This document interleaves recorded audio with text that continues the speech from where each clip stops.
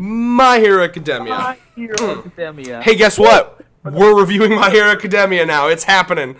You asked for it, we delivered. Someone asked for it. It was like one or two people asked for it. And you know what? Fuck yeah. So, Thurman, let's dive... My favorite series of all time.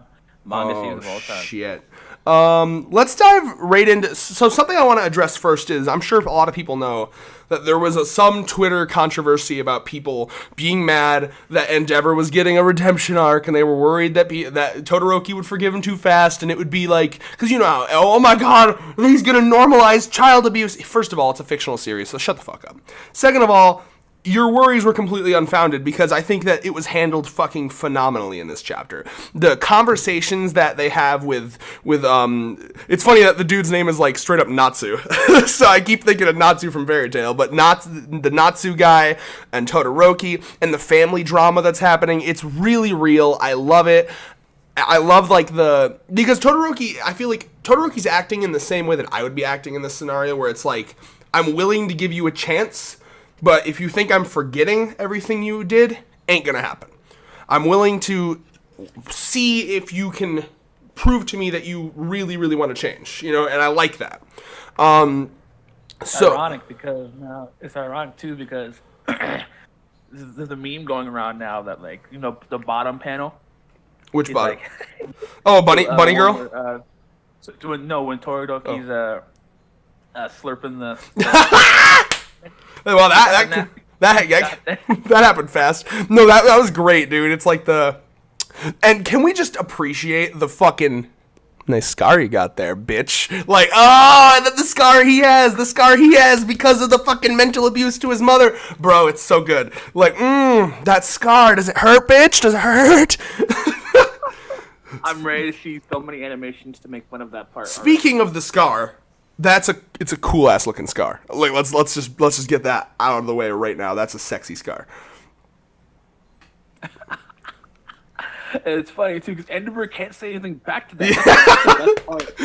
Yeah, because how do you defend that? How do you be like, no, your mother of her own volition scolded you with hot boiling water. It had nothing to do with me.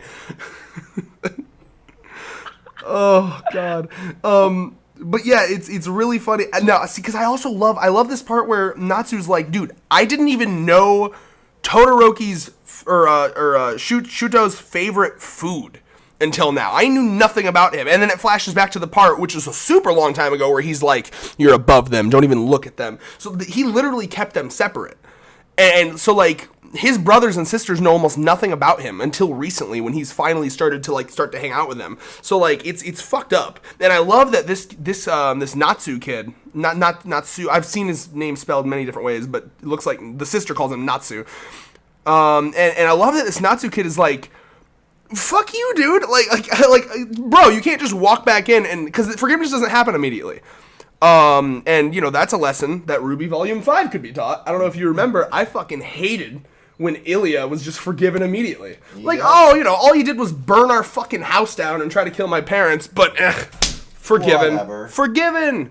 No, yeah, so I love this. I love it. I love the dialogue. It really shows what Horikoshi's strength is and always will be, is fucking character writing, character interaction. It's fucking great. Now, do you have any thoughts on that, Thurman? Nah, man, you nailed it. That was some good character development all around this chapter. For real.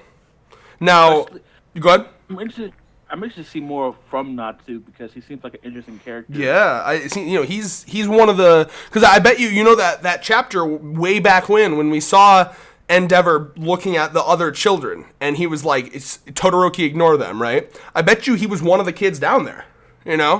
Like, he was one of his failure, like, because to Natsu, he literally, like, think about how Natsu must feel. He feels like literally just like a fucking reject puppy in the breeding mesh. You know what I mean? Like it was just like, nah, it's not what I wanted. Nah, it's not what I wanted. Like, it's fucked up.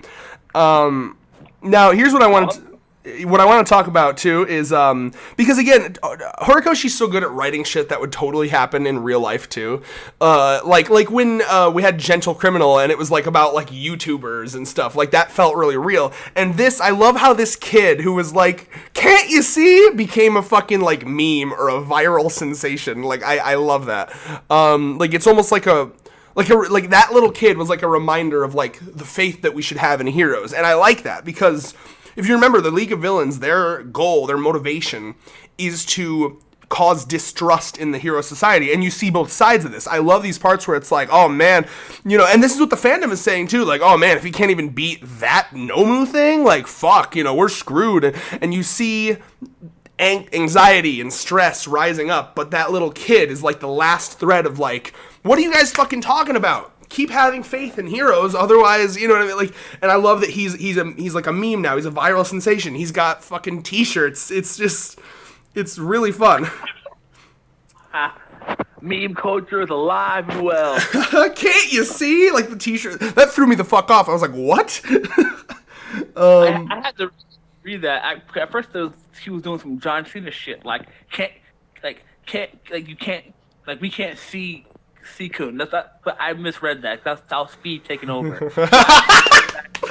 Bro, you gotta rein in that speed and channel a little comprehension. So, I quickly read past that. I was like, wait a minute, what the fuck? I'm gonna go back. I was like, oh, can't you see Kun? I was like, oh, okay. That makes sense. And there's this line. I think this is one of my favorite lines from the entire chapter, where Endeavor's like, well, unless actually, now that I'm thinking about this, because I thought that this was Endeavor thinking it, but it might be from the TV, I'm not sure. But the part where it's like, I can sense something invisible that was built up over the years crumbling away. I can't tell if Endeavor's saying that or the news media is saying that, but like, either way, I love that line because it is true. Like, one of the most fascinating things about this series, from the very beginning, All Might's warning to Deku was, you have to become a symbol of peace so powerful, so undefeatable, someone that people can look up to like a god. Like, it's strange but true. Like it's not gonna work if you show weak, because you gotta remember, up until the Camino incident was the first time All Might was ever publicly shown to have like a struggle in a fight. Remember, because the part in USJ, that was not only in a private building, but even then it didn't look outwardly like he was struggling. He still stood tall and stuff, right? All Might was someone who won all of his fights easily, perfectly. Like, he one-shotted people. You know what I mean? Like, he came through in just nothing. He had to look untouchable, because that feeling of safety, that feeling of, we don't even got to worry about the constant threat, because that's another thing Shigaraki brings up in the mall scene, one of my favorite scenes in the show. Shigaraki's like, look around you.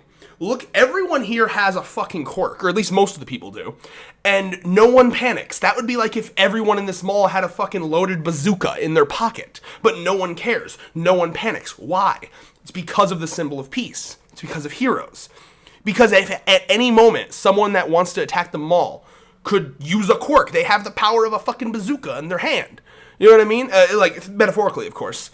And the only way that you, essentially, what All Might's dream was to become a symbol of peace, the reason he wanted to do that was because if I do that, then people can focus on living their lives. They don't have to be in constant fear. Because remember, it was said that when quirks first showed up, it was a fucking war zone. It was like constant fear, everything. You had to have a symbol of peace to be like, everything's going to be okay, because literally, if anything happens, I can show up and one-shot the fuckers.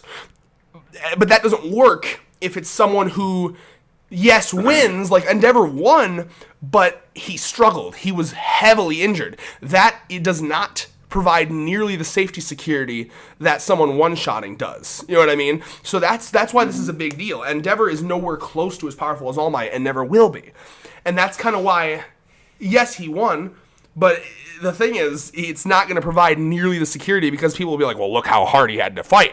Oh my God. Because there's always that next bigger thing. And the reason that whole next bigger thing, fear-mongering, didn't work with All Might is because All Might one-shotted everybody easily. So that's what Deku needs to become.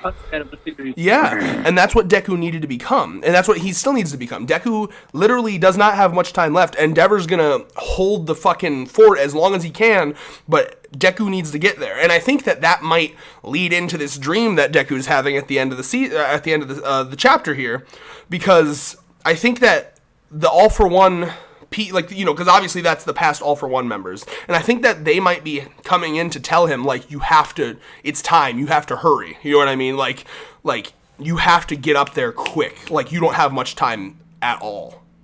Because it truly is, the faith in heroes are crumbling away, and I see a moment in the future of this series where all order breaks down. Like, it's just anarchy, chaos, because that once there's not this like symbol of peace, people are gonna feel threatened, and it's gonna become a war amongst everyone, like a panic, anarchy. Mm-hmm. So, yeah, go ahead. Any thoughts from your end? Right, because one thing that we've kind of seen so far is that, because it's already been hinted at, we've already seen it, that once All Might kind of stepped down, the villains kind of had like their incentive now. They're like, okay, our One Punch Man isn't here anymore, so yeah. And then Endeavor has always been strong, but he's always been overshadowed by All Might, and that's the one thing that kind of goes against him, is the fact that Endeavor has always been a strong hero. Like, he's been well known to be that, but he's always been overshadowed because All Might has been essentially in the limelight for so long. Now that's gone, and people are looking at him, it's more so the fact that, oh shit, so we lost our One Punch Man. Yep. Rely on. Well, and it's also it's always been said in the manga that Endeavor is strong, but no matter how much he worked, he couldn't even get as close to as strong as All Might. You know what I mean? Like, Endeavor's... Go ahead. Like, I don't even... It's just, like, strength-wise. I think... No, it is. Influence. Influence is a big part of it, and another big part of it is All Might's attitude. All Might went really hard into, like, how important the attitude is. You have to smile. You have to show confidence. Show them that you're going to protect them. Because it doesn't have the same effect if you're just a dude doing the job. Like, he also promoted, like, good behavior, justice, peace, you know what I mean? Like, it was the attitude that he portrayed. But a big thing, too, and it is said this in the manga, is that strength-wise, Endeavor's not even close to All Might. And you see this, All Might was able to beat... I don't know, it's just, the way the vibe I get is that All Might was way stronger than Endeavor. Like, All Might in his prime would have beaten this fucking Nomu easy. Like, don't you get that vibe? Mm-hmm. So, like, that's what I'm saying. Like, Endeavor's not, you know, like, old or not in his prime. Endeavor is strong. So All Might has always been not only stronger, but also he pushed forth those messages of peace and love, and you know what I mean, like almost like a Jesus figure. So that's the issue with Endeavor. Not only does he not show that, like put forth those messages that kind of counteract villainy, because what I think what All Might tries to do with the whole smiling and peace and love and happiness is to inspire children growing up with powerful quirks instead of going to being villains to go be heroes. He wants to be that inspiration for children to be like, I want to be like him, you know, and it worked with Deku, as you see. Because I think, someone made a good point. Deku, with his resentment for not having a quirk, with how pushed around he got, he could have easily become a villain. You know what I mean? Like, if you think about it, if he didn't have that All Might as like a inspiration, he could have become a villain easily. So that's how I see it. But what's your thoughts on this final scene here? So this is something we were expecting from a long time now. We get some confirmed faces of previous All for One users or One for All users. Yeah, this is something that we have been. So what I'm assuming from this is that Deku is gaining more and more control over One for All. Mm-hmm. Well, because it's always been like slowly transferring over to Deku, like maybe even more of it's transferring over, or yeah. So I'm assuming is after, because if the situation to where it is right now, we're assuming that the more he trains, the more One for All, because he said he was doing One for All training. Yep. So we can assume that the more he trains his abilities One for All, the more it becomes close to his body. So then he'll probably get the full memory, because he said, remember that All Might originally said that One for All is a transferring quirk. Yep. You get the abilities of all the previous users of One for All. So you kind of get their experience like transferred over to you as well. Like everyone that gets the quirk adds on to the quirk, and then it becomes stronger as it transfers over and over. So essentially, right now what's happening is we're getting Deku starting to. We see it's not there yet. I would argue possibly it's maybe like 50% done, maybe 60%. Well, there's no reason to guess arbitrary percentage numbers. We can't even possibly fathom how many. But if we're going by theories, like we always a completely do, unbased theory. You're just guessing numbers. It means nothing. Like you have no basis for that. There's all the basis. Yeah. Anyway, theory about like 50%. But I mean, it's interesting. So we're finally going to see some backstory to One for All. So which is very interesting. Which is something that we've been waiting for a while now. So we can assume that Deku is starting to become better, or One for All is starting to become a part of him more. That's why he's getting this type of like flashback or dream. Well, and obviously, this has been mentioned before. Like when All Might first told him the story of it, he talked about the two brothers, the one that was obviously All for One, and then the other one that was his younger brother that seemed to have no quirk. But when his older brother took pity on him and gave him a quirk, it was actually revealed that his quirk was to pass quirks on, which would have been a useless quirk until he had a quirk. So. That's and that was the it kind of reminded me of like when Brook from One Piece ate the Soul or not the Soul, the Life. I don't remember what it was called. It was like Soul's Big Mom, so I don't know if it was Life or something. But like he ate that fruit, and at first it seemed like he had no power. It was just useless. You know what I mean? It was just but then it activated under a certain condition. Like his power was to transfer powers, but he couldn't do that until he had a power of his own. And we have been, I'm assuming you remember that, we have been told about this in the past, and now we're just seeing it visually.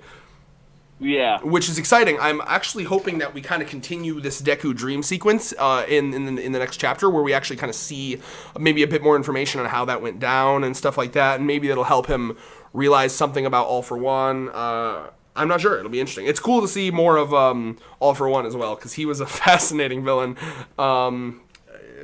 Just a grade A asshole. Like, I was actually rewatching the part that because All Might fighting All for One was just animated, and I love the scene where he's just like, where he tells All Might that Shigaraki is his master's grandson, and he's like, no, and then All for One is like, his justification, his reason that All Might should believe him is, oh come on, it's totally something I would do.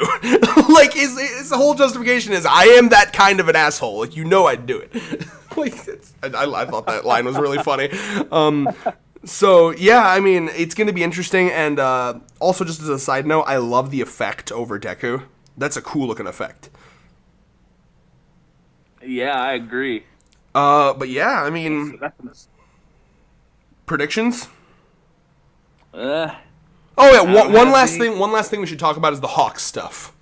So with Hawks, we had the scene where, and this actually kind of got me feely for Hawks. I respect Hawks a lot. Where like Hawks, I now understand Hawks' motivation. Where he's like, Hawks wants this to be a world where heroes aren't having to fight death-defying battles every single day. He wants it to be a world where heroes go out and fucking save a kitten from a tree or stop a purse robbery or something. You know what I mean? Like, he's like, that's what... Maybe he should be a cop and a firefighter then. Well, but no, I think you're missing the point. He's saying that, like, he wants this to be a world where it's just nicer and better, and, like, we don't have to worry about massive supervillains. We can just be, good deed doers, Oh yeah, just being an asshole. I was like, "Don't you be an asshole to Hawks? He's been through so much." No, but I felt for Hawks in this chapter because I like to. I'm actually happy that he's like a double agent, because his personality is really for it. Like I was like, oh shit, he's actually like the way when he was first introduced, I was like, nah, this guy's sketchy. Yeah, he was sketchy. And when I saw that, I was like, wow, he's actually a double agent. He's like, no, he's a double. He's agent. A triple agent. No, but like that was I love too that like I love that he's just so, it's so sad because he's like, he's taken on that sacrifice. He's like, if I have to corrupt myself to help others feel at peace, I will. And I'm like, oh, Hawks. And we saw a bit of his backstory. Like, little kid Hawk, he was saving people when he was, like, fucking 10 or however young he was in that flashback. And it's like, oh, poor Hawk. Like, I get massive death flags over Hawks. Like, I'm getting, like, he's gonna die. Like, are you feeling it? Because I'm feeling it. Yeah. Like I think that the League of Villains is gonna fight. Like, there's gonna be a moment where like they're about to get the League of Villains. Like, they think like, all right, Hawks, this is your final mission. We got him. And then Shigaraki's gonna be like, I know, you're a fucking double agent, aren't you? And then he's just gonna like fucking like melt his face off. Oh god. You wishing death upon this man I'm not already? wishing it. I'm saying, look at what's happening. He's a nice guy who's made a sacrifice in order to try to help people. Do you really think Hawks is going to be the one to take down the League of Villains? No. It's going to be Deku. So, this man is going to... He's going to die. It's going to be sad, but he's going to die. I'm feeling... That's my official Controlled Chaos prediction right now. Hawks is going to die. And then, if I'm right, I'm going to fucking bring back this clip, play it fucking a year from now when he dies, and be like, fucking day one called that shit. First chapter review called that shit. So yeah, that's my prediction for a year from now. No, hold on, chill. Do you have any predictions for the next chapters as a whole? Nah, fam. I want to keep my guesses and stuff ready, because this shit is getting live. It's getting lit. So, yeah, I mean, I don't know. Like, I guess I'm hoping to continue this dream sequence with Deku, get more stuff with that, and see more from Deku in general, because, like, with all this Endeavor Hawk shit happening, it's just, I felt forever since we've had Deku, I miss him. So I'm excited to see more from Deku, I want to see more slice of life stuff with the class, because I always love those little in-between, after intense shit, we get some class shit, so I would love to see some more class shit as well. But yeah, I think with that, peace.